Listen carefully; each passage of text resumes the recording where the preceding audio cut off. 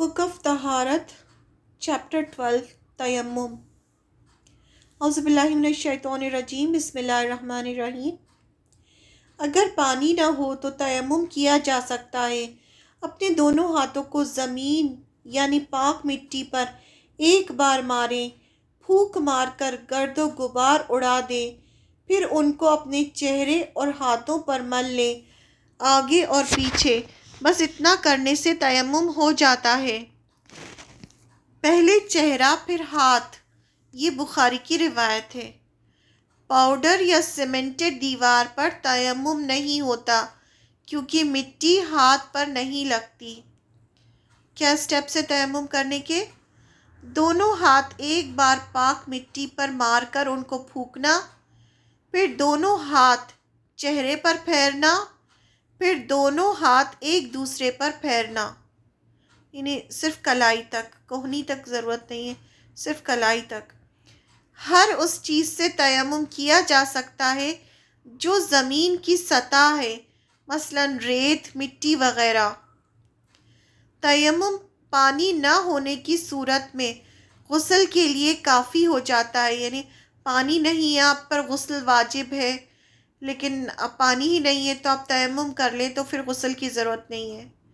یعنی اگر پانی نہیں ہے اور غسل واجب ہو گیا ہے تو تیمم کر کے نماز پڑھی جا سکتی ہے۔ جسے پانی کے استعمال سے تکلیف کا اندیشہ ہو وہ تیمم کر سکتا ہے، یعنی کسی کو موت کا ڈر ہے کہ اس کو پانی اگر وہ یوز کرے گا تو وہ مر جائے گا، تو ایسے میں وہ تیمم کر سکتا ہے۔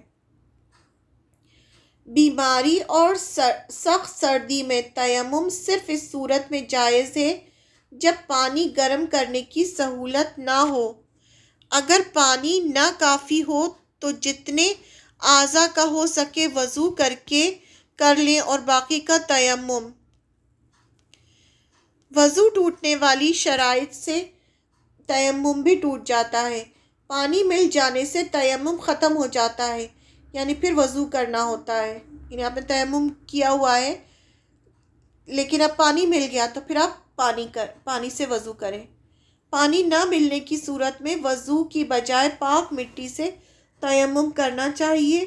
وضو یا غسل کے لیے یا وضو اور غسل دونوں کے لیے ایک ہی تیمم کافی ہے۔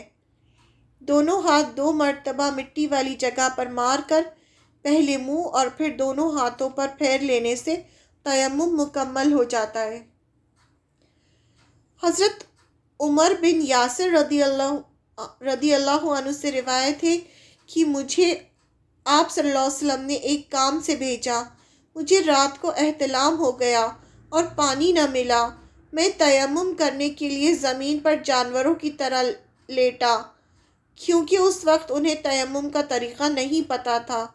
جب آپ صلی اللہ علیہ وسلم کے پاس واپس آیا تو اس واقعے کا ذکر کیا تو آپ صلی اللہ علیہ وسلم نے اپنے دونوں ہاتھ ایک مرتبہ زمین پر مارے اور دایاں ہاتھ کو بائیں پر مارا۔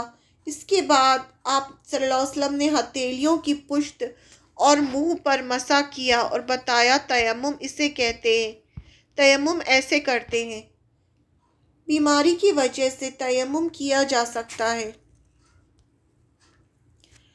حضرت عبداللہ بن عباس رضی اللہ عنہ سے روایت ہے کہ آپ صلی اللہ علیہ وسلم کے زمانے میں ایک آدمی کو سر پر زخم ہو گیا، پھر اسے احتلام کی شکایت ہو گئی۔ لوگوں نے اسے غسل کرنے کا حکم دیا۔ اس نے غسل کیا تو اس کی تکلیف بڑھ گئی اور وہ مر گیا۔ آپ صلی اللہ علیہ وسلم کو معلوم ہوا تو آپ نے فرمایا، لوگوں کو اللہ غارت کرے، انہوں نے اسے مار ڈالا۔ لا علمی کا علاج مسئلہ دریافت کرنے میں ہے، نہیں پتا تھا تو پوچھنا چاہیے تھا اس بارے میں۔ اگر ایسی کوئی تکلیف یا بیماری ہو جس میں نہانے سے بیماری بڑھنے کا خطرہ ہو تو نہانے کی بجائے تیمم کر لینا چاہیے۔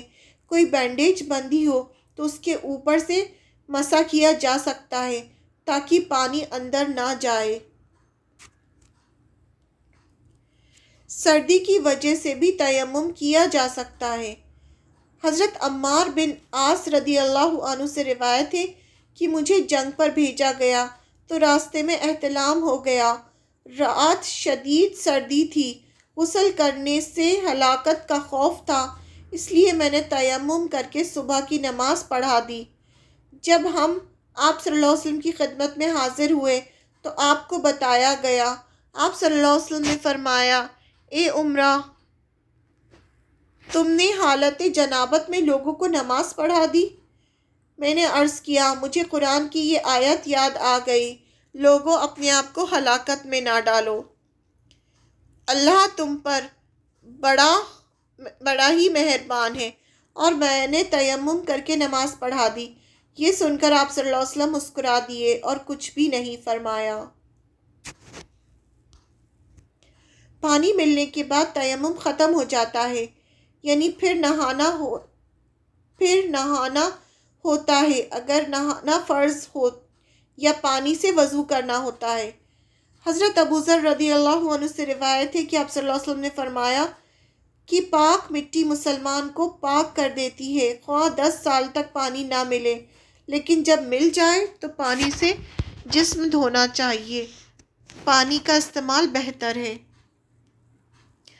اس ٹائم پہ تو یہ بھی ہوتا تھا نا کہ جنگ پہ جانا ہوتا تھا یا سفر کرنا ہوتا تھا تو مہینوں سفر کیا جاتا تھا اور پیدل جاتے تھے، اور کہیں پانی ملتا تھا کہیں نہیں ملتا تھا، تو اس کے لیے اللہ تعالیٰ نے یہ سہولت دی ہے کہ تیمم کیا جا سکتا ہے۔